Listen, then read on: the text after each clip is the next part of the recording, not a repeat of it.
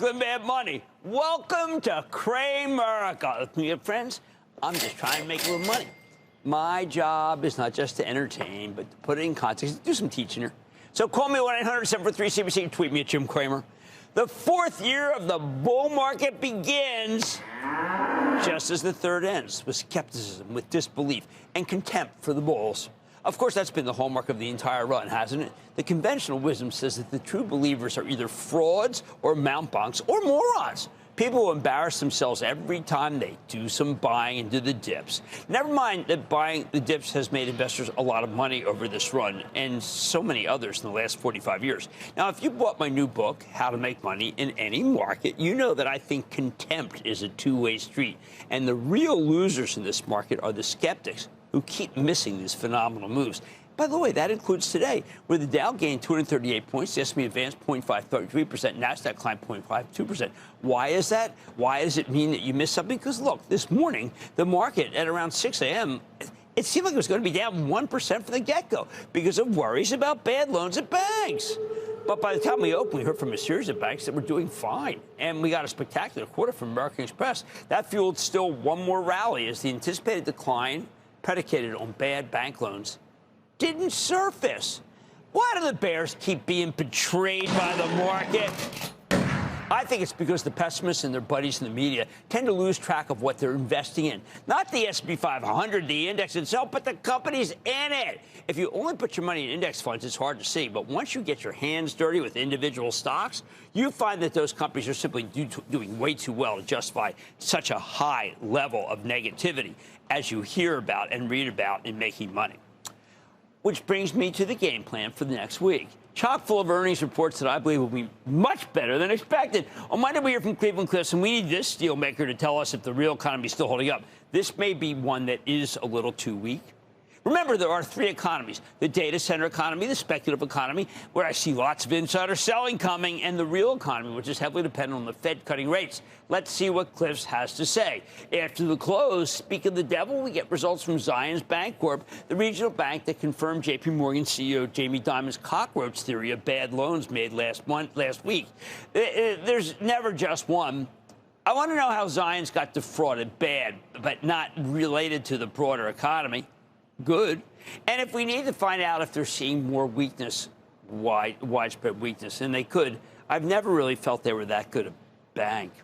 Tuesday, Coca-Cola and GE Aerospace report. I think Coca-Cola will put up its usual excellent numbers because it is the most consistent of the packaged goods stocks, while GE Aerospace, primary supplier to both Airbus and Boeing, will deliver another upside surprise from all the maintenance it does for these aircraft. Sleeper Dow stock 3M is expected to have a strong but unheralded story. And Charitable Trust Club named Danaher, one of our biggest laggards, may report the first of many good quarters after a shocking multiple-year dry spell for this once incredibly well-run company. After the close, we get results from another investing club number. Oh, boy, is this a controversial one. It's called Capital One. And I have to tell you, I feel emboldened on this one after that terrific American Express quarter. Remember, this is another credit card company.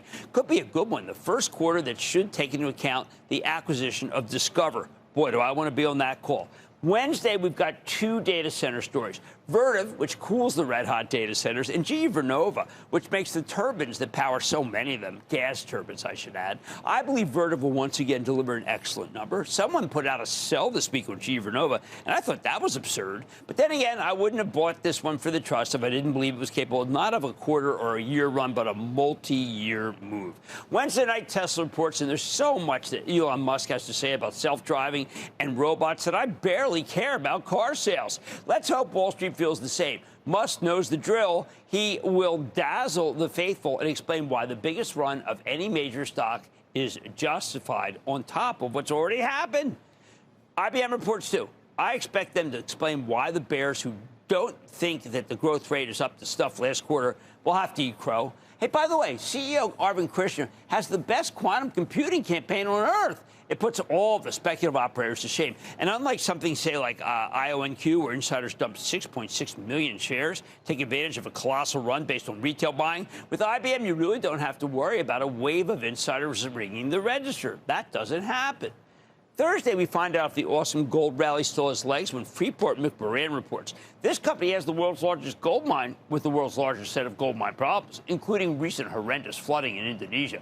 But if they talk a good game, precious metal could have still another rally. Next, the street's getting behind T-Mobile again, which may mean that their Apple initiative, they're the most gung-ho about offering a low price for each iPhone iteration, is coming in above the estimates. Be prepared for both stocks to run. Apple looked good today. Honeywell reports too, and this stock feels totally snake-bit. Honeywell's breaking into 3 viable companies, including a pure-play aerospace business that I think is woefully undervalued versus competitors. I'm not saying don't worry about the numbers. I'm saying look through them, because the breakup is coming, and the stock's been hammered. We also get results from Blackstone, and I find the aspersions being cast against private equity to be ridiculous at this point, given how well most of these firms are run. I think we'll see a particularly strong quarter this time, including from Blackstone's sizable data center business. After the close, Ford reports. Look, we got to find out how much damage this gigantic fire at a key aluminum plant will do to their numbers. If the numbers do come down, by the way, I think the stock could slip below 11. We've lacked big picture data of late, of course, because of the shutdown of the government. And the whole exercise of dividing the market's fortunes is a little bit more fraught than usual because of lack of empirical evidence. But we're able to get some data on the consumer when the Bureau of Labor Statistics wakes up and gives us the CPI report on Friday. If we see a number below 3%, it's going to be huge for the market, fully justifying the remarkable decline in Treasury yields, too. Finally, Procter & Gamble reports on Friday. This stock has been a real house of pain until the last 2 days when I started saying that Procter has bottomed. In How to Make Money in Any Market, I spend a lot of time dissecting conference calls, especially the Procter & Gamble conference call, because they're such fabulous explainers. I think they'll give you a terrific one this time, and you'll want to own the stock ahead of time. Here's the bottom line. The bears will hold their nose and hide their eyes and disengage their brains once again as next week progresses, because it should be another good one for earnings. And earnings, not anything else, are what really drive stocks lower, or in this case, higher. Leslie in California. Leslie. Jim, I'm buying the book for all my friends this Christmas. Jim, I've read... So I'm betting a lot of people do that, but it's commercial enterprise on my part. How can I help? Okay. Question. Airbnb. Buy, sell, or hold? Oh, I like Airbnb. It's chronically being denigrated because people don't feel that the app does well. Therefore, I think it is time to put your money where your mouth is. Airbnb. Remember, earnings are what matter most in the direction of stocks, not the index itself. Keep that in mind next week when the reliable names keep putting up some excellent numbers. Oh, man, tonight. We sat down with the CEO of Elf while we were in San Francisco, and I learned a lot about how this company is still in growth mode, despite tariff headwinds. You don't want to miss that one. Then Salesforce issued guidance at Dreamforce earlier this week that brought the bulls back into the fold. I'm detailing what the company announced and giving you my take on the multiple bear rates against it.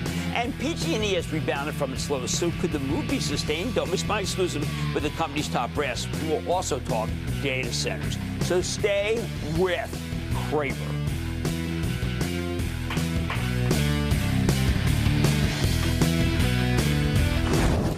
Don't miss a second of Mad Money. Follow @Jim Cramer on X. Have a question? Tweet Cramer. #MadMentions. Send Jim an email to madmoney@cnbc.com or give us a call at 1-800-743-CNBC. Miss something? Head to madmoney.cnbc.com.